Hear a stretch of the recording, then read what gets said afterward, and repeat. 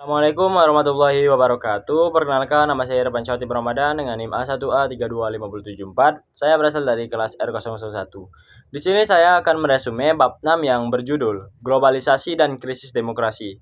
Langsung saja kita masuk ke video ini. Globalisasi merupakan proses yang membawa perubahan besar dalam berbagai aspek kehidupan manusia, termasuk ekonomi, politik, sosial, dan budaya. Dalam bidang ekonomi, globalisasi mendorong perdagangan bebas dan integrasi pasar dunia. Namun, manfaat globalisasi tidak dirasakan secara merata, sehingga menimbulkan ketimpangan. Dalam konteks politik, globalisasi memengaruhi sistem demokrasi dengan menghadirkan tantangan baru, seperti ketimpangan sosial dan dominasi kekuatan global. Hal ini berdampak pada menurunnya kualitas demokrasi, terutama dalam hal partisipasi dan keadilan.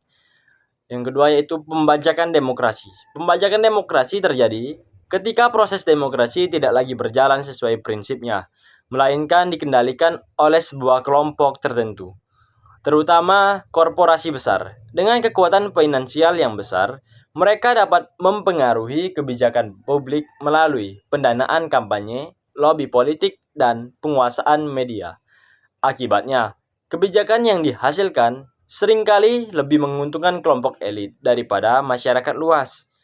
Kondisi ini yang menyebabkan demokrasi kehilangan esensinya sebagai sistem yang mewakili kepentingan rakyat. Transformasi politik. Globalisasi menyebabkan perubahan besar di dalam sistem politik, terutama di dalam hal peran negara. Negara tidak lagi menjadi satu-satunya aktor utama di dalam pengambilan keputusan karena munculnya aktor global seperti perusahaan multinasional, lembaga internasional, dan organisasi non-pemerintah. Interdependensi antar negara membuat kebijakan nasional harus mempertimbangkan kondisi global. Hal ini juga yang menyebabkan berkurangnya kedaulatan negara dan meningkatnya pengaruh kekuatan eksternal dalam politik domestik. Titik-titik kritis demokrasi di era globalisasi menghadapi berbagai titik kritis seperti meningkatnya pengaruh kekuatan ekonomi di dalam politik, mahalnya biaya pemilu, dan munculnya oligarki.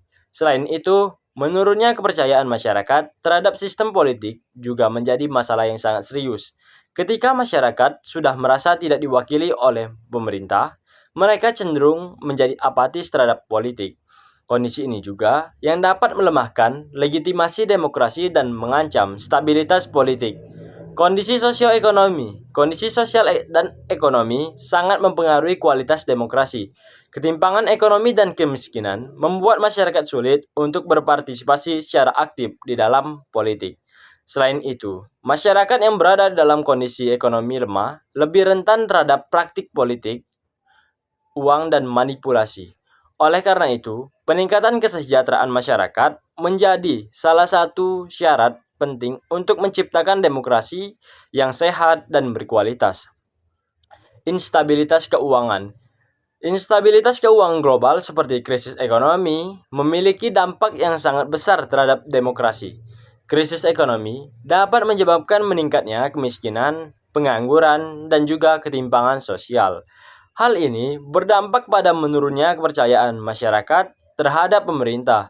Contoh nyatanya adalah yaitu krisis ekonomi 1997-1998 di Indonesia yang memicu perubahan besar dalam sistem politik. Oleh karena itu, stabilitas ekonomi menjadi faktor penting di dalam menjaga keberlangsungan demokrasi. Ancaman globalisasi. Ancaman globalisasi membawa berbagai ancaman terhadap demokrasi, terutama di dalam bentuk meningkatnya ketimpangan ekonomi dan berkurangnya kedaulatan negara. Kelompok yang memiliki kekayaan lebih besar cenderung memiliki pengaruh lebih besar dalam dunia politik, sehingga menciptakan ketidaksetaraan. Selain itu, negara seringkali harus menyesuaikan kebijakannya dengan tekanan global yang dapat mengurangi kemampuan pemerintah dalam mewakili kepentingan rakyat.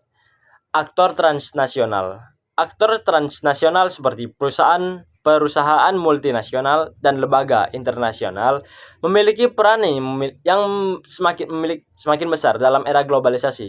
Mereka tidak hanya mempengaruhi ekonomi, tetapi juga kebijakan politik suatu negara.